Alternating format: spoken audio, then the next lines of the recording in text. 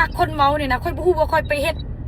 ยังคือเจ้าคือว่าสั่งค่อยเอาแถวว่าค่อยก็เฮ็ดบุญทำทานทุกมื้อ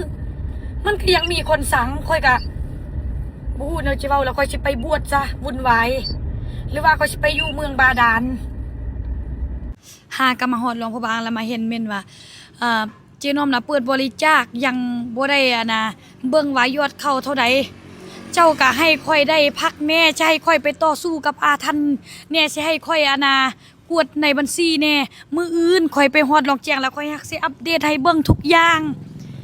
ค่อยฮักสิให้เบิ่งทุกอย่างแม่นคันฮอดมือเจนอมแล้วค่อยฮักสิให้เบิ่งทุกอย่าง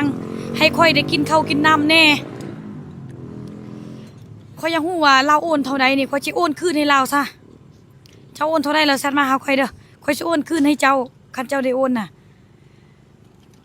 ตอนนี้หากมาฮอดหลวงพระบางยามค่อยอัดคลิปอัปเดตหลายๆผัดว่าค่อยน่ะอัดคลิปหลายโพสต์ลงหลายโพสต์บัดค่อยบ่อัปเดตผัดเจ้าคือบ่อัปเดตมันเป็นแนวใด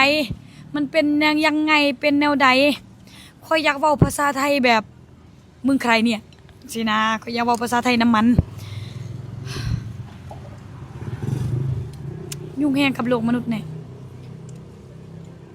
ช่วยเหลือคนนะมันบ่ยุ่งยากเลยช่วยเหลือคนในธรรมน่ะมันยุ่งยากนำ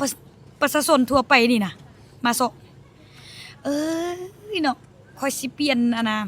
ให้บักดำไปคบมันซะยุ่งค่อยนะว่าค่อยนะบ่อัปเดตยอดจังใดค่อยก็ยังบ่ทันได้ไปฮอดลองแจ้งเถื่อยังบ่ทันได้ยังบ่ฮอดในเดี๋ยวนี้ก็หามาฮอดหลวงพระบางคันค่อยฮอดน่ะค่อยฮักสิอัปเดตให้เบิ่งค่อยฮักสิให้เบิ่งค่อยฮักสิบอกว่าลาวหั่นน่ะอยากได้หยังต้องการหยังสิให้มอบเงินสดสิให้เฮ็ดจังได๋น่ะค่อยฮักสิบอกค่อยฮักสิเว้าสมพอแล้วจังไปอยู่นํกันนะยัดคือกันเนาะแม่นตัวนี้น่ะค่อยไปเฮ็ดนำเฟซอันนั้นได้แม่นตัวนี้น่ะสมพอแล้วจังอยู่นํกันได้ก็ต้องขอบอกขอบใจทางFC และคนใจบุญเจน้อมต่างหน้ามาเป็นสะพานบุญให้กับทุกคนนี่เปิดรับบริจาค30,000บ่ให้เกินแล้วคนบริจาคนี่ประมาณ 5,000 คนแม่นบ่ต่ำ 5,000 คนถึกอยู่ที่150 ล้านแล้วก็ยังมีทางผู้ใหญ่เพิ่นเป็นเอื้อยตานูเลยว่าเอื้อยสอนำนี้คนละ5 ล้านกีบให้ไปมอบแล้วก็ยังมีเอื้อยโลซันจุงวี3 ล้านกีบและยังมีคนโอน500,000 กีบ8 คนแล้วรวมทั้งหมดแมนประมาณ160 ปลายล้าน106เท่าไหร่วะ166ว่ะ150 ล้านบวก38แล้วบัดนี้จีนอมมันก็ยังมีคนที่โอนล้านหนึ่งหรือว่า500,000เจนอมนี่นะมันหลายคนพูดแล้วเจนอมรวบรวมเงินที่เปิดเปิดนี่นะมันเป็นบัญชีเจนอมอยู่แต่มันเปิดเข้าบัญชีในปึ้มที่เฮาเฮาบ่สามารถโอนออกได้แต่เฮาต้องไปธนาคารเท่านั้นจึงสามารถถอนได้เขาเอิ้นว่าบัญชีหยังแล้วเจนอมไล่ไปไล่มาจักฮอดบ่ฮอดกับฮู้แต่เจนอมให้เราเลยซะ238 ล้าน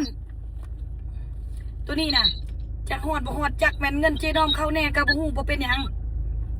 อันนี้มันเต็มใจช่วยและเต็มใจอยากให้อันนี้เด้อแล้วตัวนี้ลาวยังเฮียงห้องว่าเจ้ากระเบื้องแต่เจนอมนี่ก็บ่ปฏิเสธซื้อกระเบื้องให้เลยแล้วส่วนเงินสดนี้สิแบ่งให้กับเจ้า2 คนนั้นแล้วก็ถือว่าภารกิจการเปิด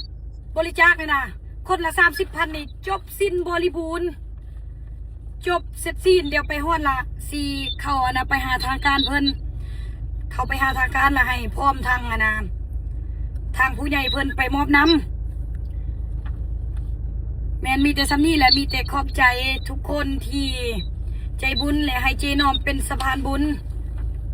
ขอบใจหลายๆเด้อเจนอมขนาดค่อยนี่นะกำลังเดินทางไปฮอดลองเชียงกะรอบรวมยอดเงินรอบรวมจะไหนกะเฮ็ดเฮือนเจนอมกันค่อยเฮ็ดเฮือนปึ๊บนี่นะโอ้ยเจนอมเฮ็ดเฮือนเฮ็ดบุญบังหน้าโอ้ยควรไปตรวจสอบได้เฮ็ดบุญบังหน้า ผู้ใดสิอยากเฮ็ดแนวนี้นะคันไกลเจนอมแล้วบ่ฮู้สิเว้าแล้วค่อยว่าค่อยสิไปมอบเงินล่ะค่ะแล้วการช่วยเหลือคนเนี่ยมันบ่ได้ยุ่งยากมันบ่ได้ลำบากเลยมันลำบากนำปากคนสินะ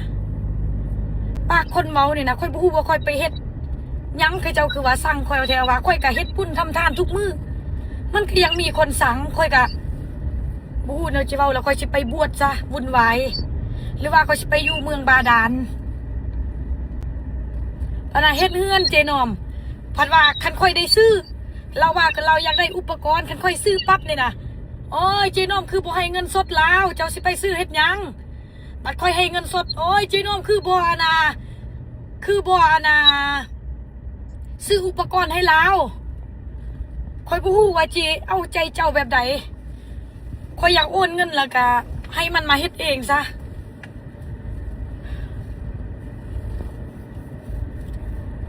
ค่อยบ่ฮู้ว่าจะเว้าจังไดค่อย